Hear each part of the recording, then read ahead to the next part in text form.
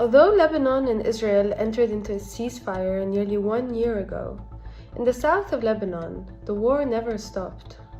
Israeli attacks and bombardments continue to terrorize residents of the south every day. And when it is not sending its missiles, Israel is deploying its drones, not just for the purposes of surveillance, but as a tool to enforce its occupation of southern Lebanon. Several incidents have been reported of drones conducting search operations and interacting directly with residents. This video, posted by a young man last summer, shows a drone hovering closely above him and following him as he exercised outdoors and visited his brother's grave. One incident even saw a drone broadcasting a message on loudspeakers, accusing a man of collaborating with Hezbollah and urging residents to expel him. المهندس طارق مزرعاني يستمر في مؤامراته ولا يحبوهم يطردوه حتى يعود لهم ويتم الإعمار. كنت قاعد بالبيت أنا والعائلة وعم درس أولادي وهيك، وصاروا رفقاتي بعثوا لي فيديوهات إنه في درون عم تقول اسمك وهيك. صاروا الجيران يهربوا من البناية يفزعوا يعني، فولادي صاروا يهجموا على التليفون إنه بلكي ضربوا على التليفون، صاروا يبكوا يقولوا لي كب التليفون وهيك يعني. صار في جو يعني رعب بالبيت كتير. Since that fateful October Sunday, Tareq's family has been staying with relatives in a neighboring town. Out of fear of Israel's threats, he has moved to Beirut, hoping for the storm to pass. فالوضع يعني مثل ما انك شايف يعني على طول قلق وخوف وسيارات وضرب، ما في هدوء يعني، خاصة نحن النازحين يعني من القرى الحدودية. بعدنا يعني الحرب ما خلصت، نحن عنا من 2 بعدنا عايشين بالحرب يعني. بيوتنا تهدمت، تضيع كلها مدمرة كليا، واللي بيرجع في خطر عليه يعني. Tareq is from the border village of Houla. He is among an estimated 60,000 people who have been displaced from their villages on the border with Israel and who are unable to return and rebuild their homes due to Israel's continued bombing.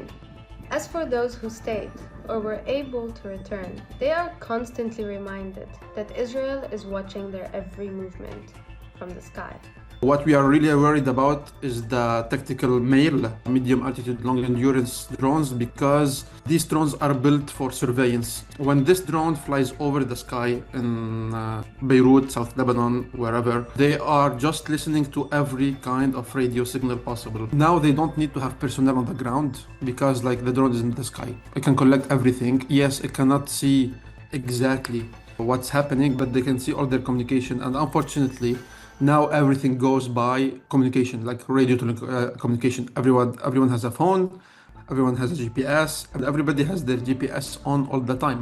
The fact that the Lebanese government is not acting over it, it leaves the ground for the Israelis to do whatever they want and to occupy the sky.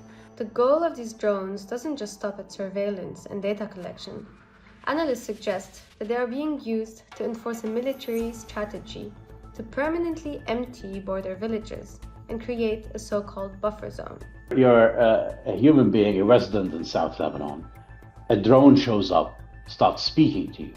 You understand that that drone has a very powerful ability. It decides life or death.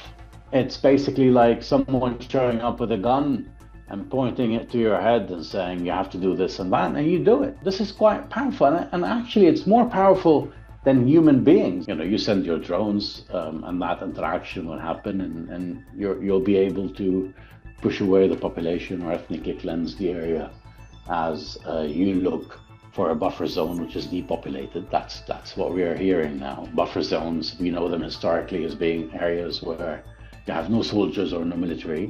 But now buffer zones are empty of the population. That's the thinking, and I think that's a strategic goal at the moment. Israel has on multiple occasions targeted bulldozers, excavators, prefabricated homes, thwarting any attempt at reconstruction in the south.